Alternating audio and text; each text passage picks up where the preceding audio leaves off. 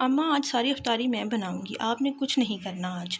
आज मेरी अम्मा बस आराम करेंगी। इसने किचन में खड़े होते हुए कहा, नहीं सरी, इतना काम होता है, तुम कैसे इतनी अफ्तारी बनाओगी? मैं तुम्हारे साथ मिल के बनाऊंगी ना बच्चे। नहीं ना अम्मा, मैं खुद बना लूँगी। जो इसके पास खड़ी प्याज काट रही थी। लेकिन जरी, इतना सब कुछ बनेगा, बाबा जान के लिए अलग बनेगा, तुम कैसे बनाओगी इतना सब? उन्होंने फिक्रमंद से अंदाज में पूछा। वो जरी को इतना किचन में काम नहीं करने देती थी। जरी उनकी इकलौती बेटी थी, वो थी भी कमज़ोर सी, मगर वो भी अपने एक अच्छी बेटी होने का वक्तन फ़वक्तन सबूत देती थी। इसकी यही ख्वाहिश थी कि वो जो काम भी कर सकती थी, वो काम उसकी माँ को ना करना पड़े। वो खुद गर्म आग के पास खड़ी हो, उसकी माँ ना हो। बर्तन धोते हुए इसके हाथ ख़राब हों, इसकी माँ के ना हों। वो हमेशा सोचती थी, कैसी होती हैं वो लड़कियाँ जो अपनी माँ को काम करता देखती रहती हैं और ख़ुद आराम से सोफ़े पे बैठी होती हैं। इन बेटियों को अपनी माँ पर तरस नहीं आता, जो पूरा दिन कभी एक के आगे खड़ी होती हैं, कभी दूसरे की फरमाइश पूरी करती हैं। एक माँ बेटी क्यों मांगती है? किस दिन के लिए मांगती है? जब वो बड़ी हो तो अपनी माँ को ये कहे कि बर्तन धोने से मना कर दे। नहीं अम्मा, मेरे हाथ ख़राब होते हैं। क्या ऐसी होती हैं बेटियाँ? ज़री बच्चे, थक जाओगी ना बेटे, जब थक जाओगी ना तो मुझे बोल लेना। अच्छा, ये सब जो तुम बनाओगी मैं काट के रख देती हूँ, फिर तुम साथ साथ बना लेना। उन्होंने प्याज, आलू और बाकी सब्जियाँ उठाई जो इसने बनानी थी। उसको काटने के लिए दादों के पास बैठ गई और वो ऐसी होती हैं माएँ, मेरी माँ जैसी। भाई भाईजान, आज पकोड़े मैंने बनाए हैं। हतीजा ने बड़े फ़ख्र से भाई को दस्तरखान पर बैठकर कहा। अरे वाह, आज तो पकोड़े मेरी गुड़िया ने बनाए हैं। अम्मी, आज मैं अफ्तारी में बस पकोड़े ही खाऊंगा, इसने मुस्कुराते हुए माँ को देखकर कहा। लेकिन भाईजान, मैंने पकोड़े बस आप ही के लिए बनाए हैं, बाकी सब के लिए ज़ैनब आपी ने बनाए हैं। आप मेरे वाले ही बने हुए खाना। इसने खुशी से भाई को बताया, जो प्लेट में पकोड़े उठा के रख देख रहा था। जी गुड़िया, आपके ही बने हुए खाऊंगा, ज़ैनब आपी वाले तो खाने लायक किधर होते हैं। शुक्र है मेरी गुड़िया ने मेरे लिए बना दिए हैं पकोड़े, वरना आज अफ्तारी बगैर पकोड़ों की ही करनी पड़ती। वो मुस्कुराता हुआ ज़ैनब की तरफ देख के बोल रहा था, जो कब से इसे घूरे जा रही थी। हतीजा, अब से आपने अपने भाईजान के लिए रोज़ पकोड़े बनाने हैं, क्योंकि पकोड़े तो मैं ही बनाऊंगी रोज़। ये ना हो फिर इनको बगैर पकोड़ों की ही अफ्तारी करनी पड़े। इसने मुंह बना के हतीजा की तरफ देखते हुए कहा। पास बैठा वजदान मुस्कुराते हुए सुन रहा था। वो अपनी बहनों की रौनक था। उनके पास बैठता तो वो अपने हर दुख भूल जाती थी। वो मुस्कुराता तो उसके साथ मुस्कुराती।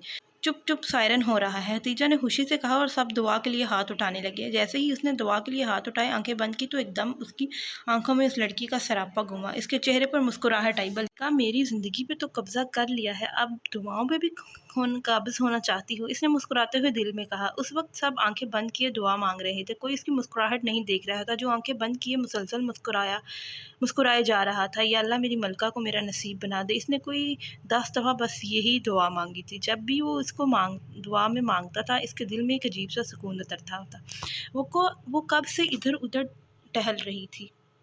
तरावी के बाद वो 1 मिनट के लिए भी नहीं बैठी थी। क्यों याद आते हैं मुझे आप इतना? क्यों मेरा दिल चाहता है कि आप मेरे सामने हों? क्यों मैं आपको ऐसे हर वक्त याद करती रहती हूँ? क्यों मेरे ख्यालों में आ जाते हैं आप? वो टहलती जा रही थी और गुस्से में बोलती जा रही थी। मैं उनको कब जानबूझ के याद करती हूँ, वो क्यों आते हैं मेरे जहन में? अल्लाह जी, प्लीज़ मेरी मदद करें ना, मैं भूल जाऊँ उनको, मुझे याद ना आया करें। वो ये कैसा एहसास है जो मुझे 1 मिनट के लिए भी सुकून नहीं दे रहा? मैं क्यों उनको ही सोचती रहती हूँ? वो तो मेरे टीचर हैं, जैसे सर कमर तो मुझे कभी याद नहीं आए, फिर सर वजदान ही क्यों याद आते हैं? क्यों मेरे को देखने के लिए पूरी रात जागती रहती हैं? और जब वो क्लास में होते हैं, मेरा दिल क्यों ऐसे धड़कता है? जब वो मेरे पास बैठे तो क्यों मेरी नज़रें बस उन्हीं को देखना चाहती थी? क्यों, आखिर क्यों मैं पूरी पूरी रात सो नहीं पाती? या अल्लाह मुझ पर रहम करे, मुझे नहीं पता ये क्या हो रहा है, मुझे कुछ भी नहीं पता। वो यूं ही टहलते हुए सर पे हाथ रखते बोली गई, मैं अगर ऐसे ही सोचती रही तो मैं पागल हो जाऊंगी, मैं बिल्कुल पागल हो जाऊंगी। मैं तो ये बात फिज़ा को भी नहीं बता सकती कि सर मुझे बहुत याद आते हैं। वो क्या सोचेगी? कैसी अजीब बात है ना, कि मुझे वो इस कदर याद आते हैं कि मुझे सुकून नहीं आता। उसने डायरी खोली और एक बार फिर लिखने लगी। वो इसको अकेले में हमेशा हान साहिब कहती थी। अल्लाह जी, आज हान साहिब मेरे पास बैठे थे बिल्कुल साथ। पता नहीं मैं क्यों इतना डर रही थी, मुझे लग रहा था जैसे मेरी सांसें रुक जाएंगी। अल्लाह जी, वो तो मुझे एक नज़र भी नहीं देखते, फिर मैं क्यों उनको इतना सोचती हूँ? मुझे क्यों बुरा लगता है? जबकि वो हानिया को देख रहे थे, मुझे क्यों बुरा लग रहा था?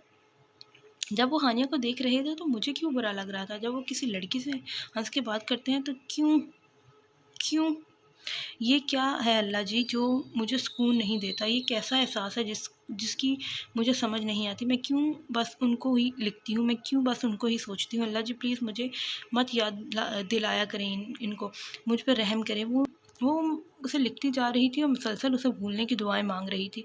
वो कब इसको लिखती थी? वो तो वजदान था जो उसको नसीबों से मिला था।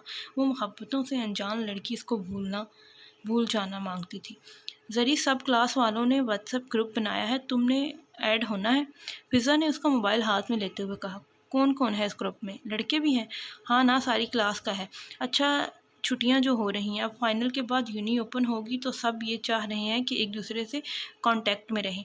हानिया ने ग्रुप बनाया है, सारे टीचर्स भी हैं। इनमें कल मुदस्सर ने हानिया के कहने पर सर वजदान से नंबर लिया था और सर ने भी दे दिया। वो जो कब से सुने जा रही थी, वजदान के नाम पे एकदम उसका दिल धड़का। जिस दिल ने एकदम से कहा हाँ कर दो मुझे ऐड। दिल में जैसे ही ये ख्याल आया, उसने फ़ौरन आंखें बंद की और इस्तग़फ़ार पढ़ने लगी। नहीं फ़िज़ा, मुझे नहीं करना ऐड। मुझे नहीं करना ऐड। इसने डरते दिल के साथ मुंह दूसरी तरफ किए उसे कहा। आज तो आपके वजदान सर की प्रेजेंटेशन भी है ना मोहतरमा? फ़िज़ा ने उसकी तरफ देखते हुए कहा, शोहंदाज में कहा। फ़िज़ा, मुझे नहीं देनी। इसने फ़ौरन नज़रें झुका ली। क्या मतलब नहीं देनी? हाँ साहब को जानती हो ना तुम, जो लोग नहीं देते कैसे लिहाज रखे बगैर जलील करते हैं। फ़िज़ा, मैं सारी क्लास के सामने खड़े होकर नहीं बोल सकती। सारी क्लास बेशक हो, मगर सर उसके सामने मैं कभी नहीं उनके सामने मैं कभी भी नहीं बोल सकती। मैं कभी खड़ी भी नहीं हो सकूंगी उनके सामने। मैं नहीं दूंगी। सर जो भी कहते हैं कह ले मुझे, मगर मुझे नहीं देनी। उसने तकरीबन रोने वाले अंदाज में कहा। लेकिन ज़री छोड़ो ना, आज वैसे भी आखिरी दिन है, क्या कहेंगे वो मुझे? छोड़ो ना, आज वैसे भी आखिरी दिन है, क्या कहेंगे मुझे वो? बस फिर दुआ करो सर क्लास ही ना ले। फ़िज़ा की इस बात पे एकदम इसका दिल कटा। वो जो उसकी एक झलक के लिए पूरी पूरी रात सोती नहीं थी, इसके सामने कोई ये दुआ मांगे, खुदाया आज उसको उसका दीदार ना नसीब हो तो इसके दिल पे क्या गुजरेगी। इसने आंखों से बहने वाले आंसू अपने अंदर जब्त किए और फ़िज़ा के कंधे पर सर रख के आंखें बंद कर ली। अस्सलाम वालेकुम ज़रमीना खान। ज़रमीना इस दिन के बाद रोज़ लाइब्रेरी जाया करती थी। रोज़ इस लड़की को ढूंढती थी, मगर वो कहीं नज़र नहीं आती थी। वो रोज़ इस लड़की से मिलने की दुआ मांगती थी, जिसके पास बैठ के उसको सुकून मिलता था। आशिक़ रसूल की महफ़िलों में तो ऐसे ही सुकून होता है। उससे उनसे मोहब्बत करने वाले से एक अलग ही महक आती है। वो महक उसको उस लड़की से आई थी। वालेकुम अस्सलाम। इसकी आंखों में एकदम चमक आई और वो उठकर खड़ी होगी। कैसी हैं आप ज़रमीना? उसी मोहब्बत और अपनायत से पूछा जैसे उसने पहली दफ़ा पूछा था। मैं ठीक हूँ, करम है खुदा का। आप ठीक हैं? वो आज बहुत खुश थी। इसका इतने दिनों का इंतज़ार ख़त्म हुआ था। आज वो लड़की उसके पास थी जिसको वो ढूंढने वो रोज़ लाइब्रेरी आया करती थी। उसका दिल चाहता था कि उसका दिल का चाहा कि वो उसको गले से लगा ले, मगर वो ऐसा नहीं कर सकती थी। वो क्या सोचेगी? एक ही दिन की मुलाकात से कोई इतना फ्री हो जाता है। मैं ठीक हूँ, अल्लाह पाक का बहुत बहुत शुक्र है, इसने मुस्कुराते हुए कहा और उसके पास बैठ गई। कितनी सी किताब पढ़ ली है आपने ज़रमीना? इसने मोहब्बत से पूछते हुए कहा। उसके इस सवाल पर ज़रमीना का सर झुक गया। उसने तो उस दिन के बाद कुछ भी नहीं पढ़ा। वो तो रात दिन बस एक ही इंसान को सोचती है। वो एक शख्स उसकी सोचों पर काबिज़ हो गया है। वो तो अब नमाज में भी पहले की तरह ध्यान नहीं रख पाती। उसके दिल में एकदम नदामत आई। आंखों से अश्क रवा होने ही वाले थे कि ज़रमीना ने एकदम रहम की दुआ मांगी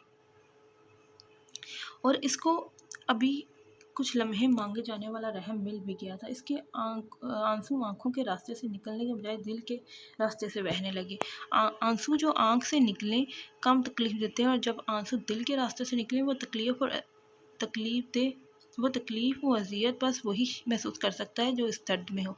आयशा, मुझे आपसे बहुत सी बातें करनी है, बहुत सारी बातें पूछनी है। इसने नज़रें झुकाए हुए कहा। वो नहीं चाहती थी कि इसकी आंखों की नमी कोई देखे, इसकी रातों का हाल किसी के सामने आया हो। आप ठीक तो है ना ज़रमीना? इसने इसकी तरफ देखते हुए बहुत गौर से पूछा। पहली बार वाली ज़रमीना में और आज वाली ज़रमीना में बहुत फ़र्क था। वो ज़रमीना अवैस करने की बात कर रही थी, आशिक़ रसूल की बात कर रही थी। आज जो ज़रमीना उसके सामने थी वो सोचों में गुम थी, अपनी सोचें छुपा रही थी। जी मैं ठीक हूँ। इसने हल्की सी मुस्कुराहट के साथ उसको देखा और आराम से बोली। आयशा, अगर हमारी नमाज़ें पहले की जैसे हालत ना हो तो इसका ये मतलब होता है ना कि अल्लाह हमसे नाराज़ हो गया है। उसने आंसू जब्त किए झुकी नज़रों के साथ उससे पूछा, जो उसको प्यार से देखे जा रही थी। नहीं ज़रमीना, अल्लाह अपने बंदों से कभी नाराज़ नहीं होता। जब वो नाराज़ होता है ना तो सजदे की तौफीक छीन लेता है। हम इसके सामने सजदा कर ही नहीं सकते। पता है ज़रमीना, ये जो लोग नमाज़ नहीं पढ़ते ना और कहते हैं कि हम नमाज़ नहीं पढ़ते, मुझे बहुत अजीब लगता है। ये लोग नमाज़ नहीं पढ़ते, ये होते कौन है नमाज़ ना पढ़ने वाले? इनकी इतनी औकात है कि जिस चीज़ का हुक्म वो रब्बुल आलमीन दे रहा है और ये लोग ना अदा करें। पता है ज़रमीना, खुदा इनको अपने सामने बुलाता ही नहीं है, वो इनसे सजदे की तौफीक छीन लेता है और ये बदनसीब बोलते हैं कि हम नमाज नहीं पढ़ते। मैं कहती हूँ खुदा के रूबरू खड़ा होना बहुत होता है। कितने ही लोग मैंने देखे हैं जो कहकर नमाज छोड़ देते हैं कि हम नमाज पढ़ने लगते हैं तो हमारे दिल में हालात आते हैं, हम नमाज में तवज्जो नहीं दे सकते। कितने बदनसीब होते हैं ना वो ऐसे लोग। महबूब कब कहता है कि तुम लोग मेरे सामने ना खड़े हो, सिर्फ इस वजह से कि तुम लोगों की तवज्जो कहीं और होती है। देखो ज़मीना, हम यहाँ इस यूनिवर्सिटी में पढ़ते हैं, हम बिल्कुल दिल और तवज्जो से नहीं पढ़े, मगर हम रेगुलर हों, हम अपने टीचर्स की नज़र में तो आ जाते हैं ना कि हम हाजिर हैं। इस तरह हम नमाज में खड़े होते हैं, महबूब की नज़रों में हमारी हाज़िरी तो लग जाती है ना कि हम महबूब के सामने खड़े हुए थे। वो बोलती चली जा रही थी और ज़रमीना के दिल में एक सुकून उतरता जा रहा था। और देखो ना ज़रमीना, ये बात तो हमारे आका जान अलैहिस्सलाम ने खुद कही है कि जो अल्लाह का ज़िक्र करता है और जो अल्लाह का ज़िक्र नहीं करता, इनकी मिसाल ज़िंदा और मुर्दा की सी है। अल्लाह का ज़िक्र करते रहना चाहिए, ये सोच कर नहीं छोड़ना चाहिए कि हम तवज्जो नहीं दे पाते। जब हम शुरू करते हैं ना तो दिल खुद खुद उस हस्ती के ज़िक्र में झूमता चला जाता है और हमें समझ ही नहीं आती कि कैसे मिल गया है ये सुकून। वो मुस्कुराते हुए बस बोली जा रही थी और सुनने वाली बगैर पलके झपके इसको सुनती जा रही थी। महबूब कब नाराज़ होता है, वो तो बस पास बुलाना चाहता है, अपने नज़दीक करना चाहता है। हम इसके नज़दीक उस वक्त तक नहीं हो सकते जब तक हम किसी दर्द में ना हो। जितना दर्द होता है उतनी ही इसकी कुर्बत मैसर होती है। जो समझ जाते हैं वो और नज़दीक होते हैं और जो बदबख्त होते हैं वो दूर होते जाते हैं और फिर कहते हैं हम नमाज नहीं पढ़ते। आखिर मुझे आपका कॉन्टैक्ट नंबर मिल सकता है? वो आज छुट्टियाँ हो रही हैं ना, तो मैं चाहती हूँ कि मेरी आपसे बात होती रहे। इसने नम आंखों से बगैर देखे उसका नंबर मांगा। जी जी, क्यों नहीं, आप ले लें मेरा नंबर। जब भी आपने बात करनी हो तो ज़रूर कीजिएगा, मैं हाजिर हूँ। वही नरम अंदाज, वही एहतराम जो उसके अंदर था वो बाहर भी ज़ाहिर करती थी। वो जन्नत के पत्ते की आयशा गुल थी और वो साबित भी करती थी। आपका बहुत शुक्रिया आयशा। नंबर लेते हुए इसने शुक्रिया अदा किया और वहाँ से उठने लगी थी कि आयशा ने इसको बैठे बैठे से गले से लगा लिया और वो आंखें बंद की इसकी महक को अपने अंदर उतारने लगी।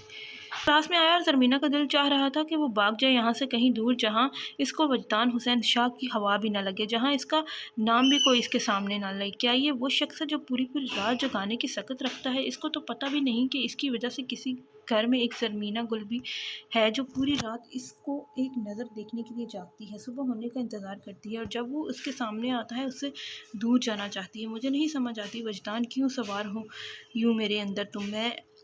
मैं किसी को बता भी नहीं सकती, ना मैं अब बर्दाश्त कर सकती हूँ। दूर चले जाओ मुझसे, इतना दूर कि तुम्हारी हवा भी ना लगे। 7 पर्दों में रहने वाली को तुम बर्बाद कर रहे हो। वो इसको देखते हुए कर्ब से ये सब सोचती रही और वो मुस्कुराता हुआ क्लास में बातें करने लगा। मुझे क्यों नहीं अच्छा लगता उनका किसी और से बात करना, जैसे वो मेरे टीचर हैं वैसे सब के भी हैं, तो फिर मुझे क्यों नहीं पसंद कोई उनसे बात करे, कोई उनको देखे। या अल्लाह, ये मुझे क्या हो रहा है, क्यों कर रही हूँ मैं ऐसा? क्यों मैं हानिया लोगों की लिस्ट में आ गई हूँ? मुझे तो नफ़रत थी इन लड़कियों से जो सर के पीछे पीछे फिरती थी, जो इनकी वजह से आपस में हसद रखती थी। आज मैं उन लड़कियों में नहीं, कभी नहीं, मैं नहीं हूँ उन लड़कियों में। ये मैं क्या सोचती हूँ, मैं क्यों सोचती हूँ ऐसे, ये मुझे क्या हो गया है? वो जो क्लास में सबके सामने हंस के बातें कर रहा था, इसको क्या पता था कि किसी को दर्द हो रहा है, कोई तकलीफ़ से दो चार हो रहा है। जो इस दर्द से गुजर रही थी, मालूम तो उसको भी नहीं था कि इसको किस बात का दर्द हो रहा है, किधर है। आज ज़रमीना की प्रेजेंटेशन थी। वो अच्छे से जानता था कि इसने ज़रमीना का नाम लिए बगैर बोला आज जिसकी प्रेजेंटेशन है वो आज आके दे दे। सर, आज तो ज़रमीना खान की प्रेजेंटेशन है। सामने बैठे मुदस्सर ने ज़रमीना को देखते हुए कहा। सामने खड़े शख्स को इसका ज़रमीना खान कहना गोली लगा। कोई उसका नाम ले भी क्यों अपनी ज़ुबान से? मुदस्सर, मैंने आपसे पूछा है।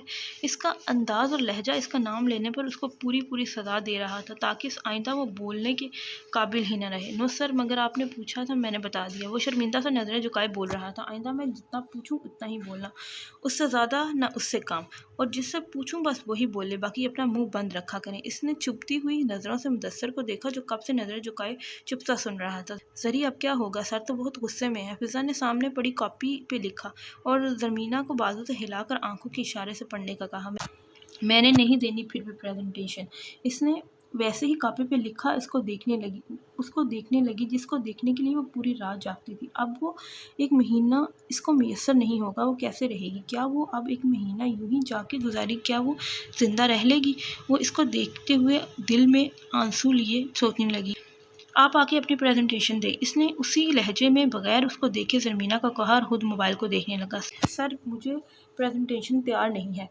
इसने सामने खड़े शख्स को देखते हुए, जिसने अब भी मोबाइल से नज़रें नहीं हटाई थी, इसका मोबाइल पे कुछ टाइप करता हाथ रुका और इसने एक लम्हे को इस हिजाब वाली के देखा जो इसको ही देख रही थी। एक पल के लिए दोनों की नज़रें मिली और दोनों ने उसी वक्त एक साथ नज़रें झुका ली। क्यों नहीं तैयार आपको? इसने सख्त लहजे के साथ उससे पूछा और माथे पर बाल डाले। वो नहीं चाहता था कि कोई ये समझे कि सर ज़रमीना को फेवरेटिज्म कर रहे हैं।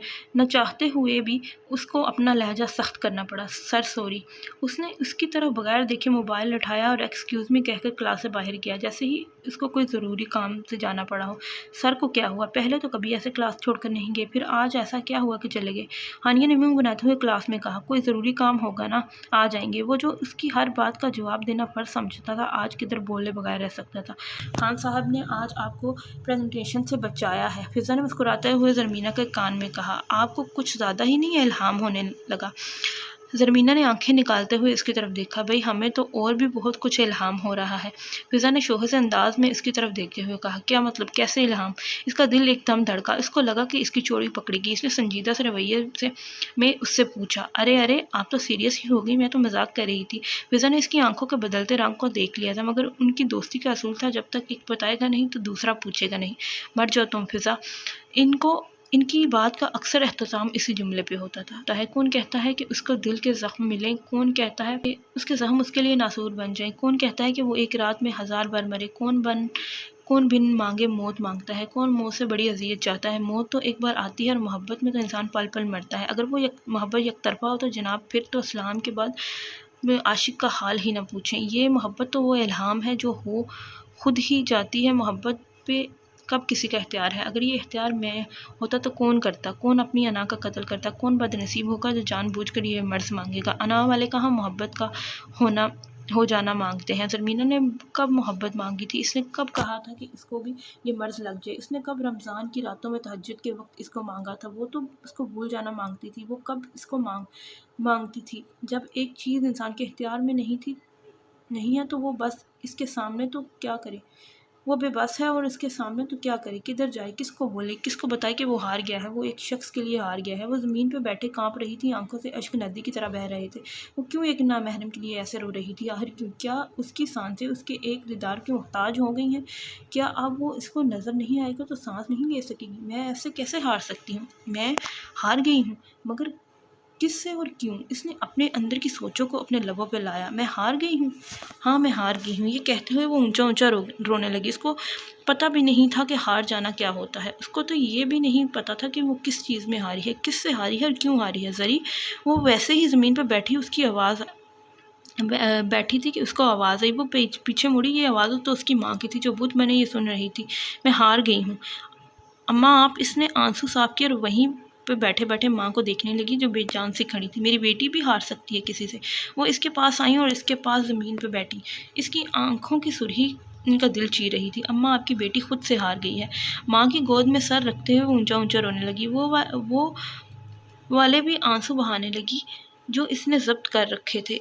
वो वाले भी आंसू बहाने लगी जो उसने जब्त कर रखे थे। ज़रमीना, तुम्हें पता है मुझे बेटी का कितना शौक़ था, मुझे मेरी बेटी हो। वो इसके बालों में हाथ फेरते हुए आंखों में आंसू लिए बोल रही थी। पता है ज़रमीना, मैंने क्या सोचा था? मेरी बेटी हुई तो मैं इसे सिखाऊंगी कि मोहब्बत, एहतराम या लिहाज किसी भी भरम में अपनी तौहीन बर्दाश्त ना करे।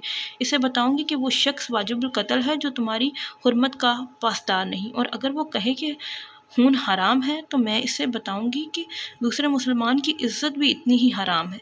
वो इज़्ज़त महज जिस्म को अनछुआ रखना नहीं, वो इज़्ज़त इसके अल्फाज और निगाहों में भी हो तो भी वो वाजिबुल कत्ल है। मैं इसे बताऊंगी कि इस पर सबसे बढ़कर इसका हक़ है और हक़ जताने वालों को रद्द करना भी इसका हक़ है। इसे बताऊंगी कि इस पर मोहब्बत तब तक जचती है जब तक वो इसकी कुव्वत हो, और अगर वो इसकी कमज़ोरी बनने लगे तो इसे नज़रे आतिश कर दे।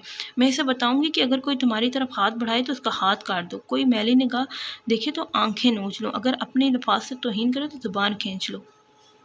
अगर कोई ख़याल करे, अगर कोई बुरा ख़याल करे तो इसे अपनी ज़िल्लत, इतनी ज़िल्लत दो कि वो पागल हो जाए। मैं इसे सिखाऊंगी कि अगर इसे अपने किरदार की गवाही को कोई ना मिले तो इसे घबराना नहीं है, बल्कि फिर मौजज़े का इंतज़ार करना है। वैसे ही जैसे अम्मा आयशा सिद्दीक़ा ने किया और अल्लाह ने कुरान पाक के ज़रिए गवाही दी, इसे सिखाऊंगी कि इसका एहतराम पर कितना हक़ है। इसे बताऊंगी कि एक लड़की अपने एहतराम पर किसी जज्बे को फ़ोक़ियत नहीं दे सकती। मैं इसे प्रिंसेस नहीं, शेरनी बनाऊंगी। इसके खिलाफ चाले चलने वाले और हासदीन बस भेड़िए और कमतर जानवर हैं, और एक शेरनी को भेड़ियों का कोई खौफ नहीं होता। मैं इसे सिखाऊंगी कि अपनी फूल से नज़ाकत कैसे कायम रखनी है। ये भी सिखाऊंगी जब कोई इस पर लफ्ज़ों के तीर चलाए तो इस पर गर्राना कैसे है। मैं इसे बताऊंगी कि वो शेरनी है और ये इसका जंगल है। जो इसे रानी ना माने, इसे बेदखल कर दिया जाए। और वो मेरी बेटी, जिसको मैंने ये सब सिखाया भी है, आज ज़मीन पर बैठे बोल रही है कि मैं हार गई हूँ। माँ की आंखों से आंसू गिरे और उसकी आंखों पे रुके, जो माँ की गोद में सर रखे पड़ी थी। अम्मा मुझे माफ़ कर दे। इसने रोते हुए मुंह माँ की गोद में छुपा लिया और माफ़ी मांगने लगी। उस गलती की जो इसने की भी नहीं थी, उस गलती की जिसका इसको इल्म भी नहीं था। ये कैसे मुमकिन है कोई महबूब से नूर मांगे और उसको नूर ना मिले, कोई इससे सुकून मांगे और उसको सुकून ना मिले।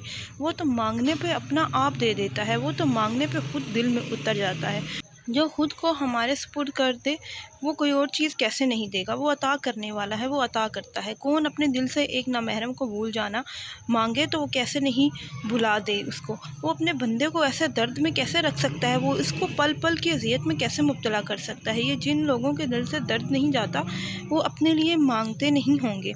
वो उसके दर पे किसी नामहरम को भूल जाना नहीं मांगते होंगे। वो तो उसके दर पे बैठ के नामहरम को मांगते होंगे। महबूब से महबूब के बजाय किसी और को मांगते होंगे। इसकी ज़ात को तो नफ़रत है शिर्क से। वो अपनी मोहब्बत में शराकत किधर बर्दाश्त करता है। वो फिर और दर्द देता है, इतना दर्द कि इंसान उसको मांगने पर मजबूर हो जाता है। वो उसी के हाथों उसको दर्द देता है जिसको हम सजदों के बाद मांगते हैं। ये दुनिया की मोहब्बतें तो बस दुख और तकलीफ़ और अज़ियत देती हैं। कभी किसी को देखा है कोई सच्ची मोहब्बत करे और वो खुश रहे? इश्क़ मजाजी तो एक सीढ़ी है महबूब के दर तक जाने की। हम खुशी में कब इसको याद करते हैं, हम कब बात बात पर अल्हम्दुलिल्लाह कहते हैं। वो जब हमें एक चीज़ अता करता है, हम इसकी की हुई चीज़ को भूल जाते हैं और दूसरी तलब करते रहते हैं। वो रहमान है, हमें वो भी दे देता है। हम कब इस चीज़ के मिल जाने पर शुक्राने के नवाफिल पढ़ते हैं। हमें तो याद भी नहीं होता कि महबूब ने हमें नवाजा था, लेकिन जब हमें मोहब्बत होती है तो वो मोहब्बत इश्क बनती है। हम मस्जिदों का रुख करते हैं, तहज्जुद पढ़ते हैं, वजीफ़े पढ़ते हैं, बस सिर्फ़ एक शख्स की मोहब्बत में इसको पा लेने की खातिर। बस वो हमें और दर्द देता है। बाज़ दफ़ा तो इस शख्स के हाथों हमें ज़लील करवाता है ताकि हम पलटें उसकी तरफ जो हमारी मोहब्बतों का वारिस है। ज़रमीना ने एक नामहरम को नहीं मांगा था, इसने तो इसको भूल जाना मांगा था। तो कैसे मुमकिन था कि वो उसको सुकून ना दे, नूर ना दे। अल्लाह पाक, आपने ज़रमीना गुल को सुकून नहीं दिया, अपना नूर बख्शा है। मैंने तो आपसे इस शख्स को भूल जाना मांगा था, आपने तो मुझे अपना आप ही दे दिया। वो जाए नमाज पे बैठी सुकून के आंसू बहा रही थी और रब का शुक्र अदा कर रही थी, उस रब्बुल आलमीन का जो मांगने पे ख़ुद को सौंप देता है।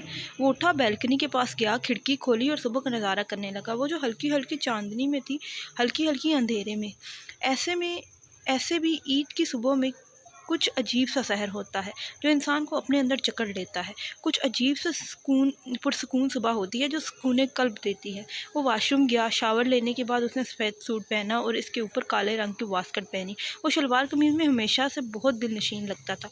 कोई भी इसको देखे और फ़िदा हो जाए माशाल्लाह किए बगैर ना रह सकता था। वो शीशे के सामने खड़ा हुआ परफ्यूम लगा रहा था, अपनी दाढ़ी पे हाथ मारा। उसके चेहरे पर दाढ़ी ऐसे ही सजी थी जैसे फूलों पे शबनम के कतरे। अब वो ईद की नमाज़ के लिए बिल्कुल तैयार हो गया था। तैयार होने के बाद वो सबको ईद का सलाम करता था, माँ से प्यार लेता, बाप के हाथ चूमता और बहनों को गले लगाता और बारी बारी पाँचों को ईदी देता। आज वो तैयार होने के बाद शीशे के सामने खड़ा हुआ और आंखें बंद की। आंखें बंद करते ही उसी लड़की का सरापा उसकी निगाहों में घूमा। उसके चेहरे पर मुस्कुराहट आई और लबों पर बेख्तियार निकला, ईद मुबारक मेरे दिल की मलिका। उसी मुस्कुराहट के साथ उसने आंखें खोली और फिर से बोला, ईद मुबारक हो तुम्हें। वो जब भी शीशे के सामने खड़ा होता उसको लगता वो लड़की इसके सामने खड़ी है, उसको आंखों में है, इसकी आंखों में है, उसको मुस्कुराहट में है, उसके अंदर है। जब वो उसके अंदर बसती है तो उसको अपने आप में ही नज़र आती है और वो घंटों उसको देखता रहता। मलिका, मैं दुआ करता हूँ अगली ईद पे तुम मेरे साथ इस शीशे के सामने खड़ी हो, मैं शीशे को देखने के बजाय तुम्हें देखा करूँ। मलिका, जब तुम साथ होगी ना, मैं रातों को उठ उठ के शुक्राने के नफल पढ़ूंगा। मैं कैसे खुदा को शुक्र अदा करूँगा तुम्हारे मिलने पे। वो शीशे के सामने खड़े होकर खुद से बातें करने लगा। जरी, कौन से कपड़े पहनूंगी? मैंने दोनों सूट प्रेस कर लिए हैं। रुकैया बेगम ने एक बाजू पे सुर्ख और एक पे सफ़ेद सूट रख के इससे पूछा। अम्मा, कोई भी रख देना। वो शीशे की तरफ मुड़ी, अपने खूबसूरत लंबे बालों को तौलिए से खुश्क कर रही थी। जरी, एक बार देख लो ताकि मैं एक रख लूँ और दूसरा अलमारी में लगा दूँ। तुमने तो देखे भी नहीं है अपने ईद के कपड़े, पता नहीं कौन सी दुनिया में हो तुम आजकल। उन्होंने कपड़े ठीक करते हुए उसको कहा। उसका मुसलसल हाथ चलता एकदम रुका। जिनके दिल ही मर गए हों, उन लोगों के लिए कौन सी खुशियाँ और कौन सी ईदें। अम्मा, आप कुछ भी रख लें जो आपको अच्छा लगता है। उसने उधर ही खड़े खड़े माँ को कहा। मुझे तो तुम पे सुर्ख जोड़ा बहुत अच्छा लगता है जरी, मेरी बेटी ये पहन के हमेशा ही शादी लगती है। उन्होंने सुर्ख फ्रॉक को देखते हुए प्यार से कहा। ठीक है अम्मा, वही छोड़ दें, मैं वही पहन लूँगी, उसने माँ को मुस्कुराते हुए कहा और गीला तौलिया वॉशरूम में रखने गई। अम्मा, मेरी जैकेट किधर है? सुल्तान ऊंचा ऊंचा बोलता हुआ जरी के कमरे में आया। एक तो मजाल है सुल्तान, तुम्हें कोई चीज़ मिल जाए। अम्मा, इतना देखा है, नहीं ना मिल रहा, आप देख देना। अच्छा चलो, मैं देखती हूँ। जैकेट आंखों के सामने होगी और ये ढूंढने इधर आया है। उन्होंने दोनों सूट उसके बेड पर रखे और फिर सुल्तान के साथ बाहर निकलने लगी। उन्होंने दरवाजे से ही बेटी को कहा, जो भाई के कमरे में आने पे सर पे दुपट्टा लिए वॉशरूम से बाहर निकली थी। जी अम्मा, मैं रख लूँगी। वो बेड के पास आई और सुर्ख जोड़ा उठाया जो इसने अभी पहनना था। इसने जैसे ही सुर्ख जोड़ा उठाया, इसकी नज़र सफ़ेद जोड़े पे पड़ी। इसका दिल एकदम से धड़का। वो वहीं बेड पे बैठी सुर्ख जोड़ा साइड पे रखा और सफ़ेद जोड़े पे नरमी से हाथ मारने लगी। आज से पहले इसको सफ़ेद रंग इस कदर अच्छा नहीं लगा था जितना इसको आज लग रहा था। इसने सुर्ख जोड़ा वहीं छोड़ा बेड पे और सफ़ेद जोड़ा लेके वॉशरूम चली गई, जो इसको अब पहनना था।